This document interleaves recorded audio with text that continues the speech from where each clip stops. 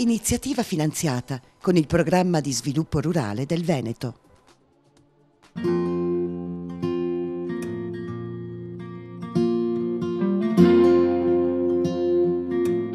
Quando parliamo del Gambellara DOC intendiamo una zona ben delimitata del Vicentino. Comprende i comuni di Gambellara, Montebello Vicentino, Zermeghedo e Montorso Vicentino.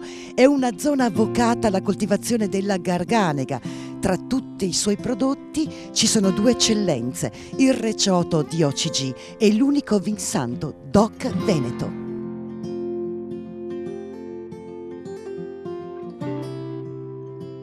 Quando si parla di recioto, Presidente, si parla anche di un disciplinare molto importante, non solo, ma addirittura è il fiore all'occhiello dell'uva garganega, per cui dopo una lavorazione arriviamo a questo nettare. Sì, infatti il recioto che poi con una maggiore e ulteriore appassimento diventa vinsanto. Noi col vinsanto, voglio spendere una parola in più, abbiamo appena raggiunto 4 anni di studi che hanno portato anche a riconoscere un ceppo personale e autoctono di lieviti che stanno caratterizzando e facendo diventare unico a livello mondiale questo ceppo si è chiamato proprio Gambellarensis.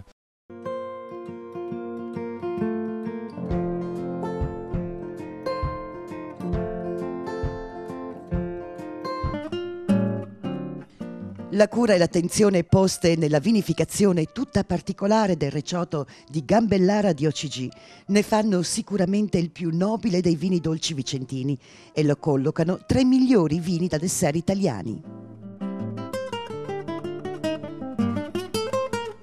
Oggi, soprattutto in viticoltura, come del resto in tutti i settori produttivi, la parola d'ordine è una sola: qualità. Un termine che per essere realizzato appieno richiede serietà di intenti, altissima professionalità, adeguati mezzi, continua e profonda ricerca e soprattutto tanto amore e tanta passione.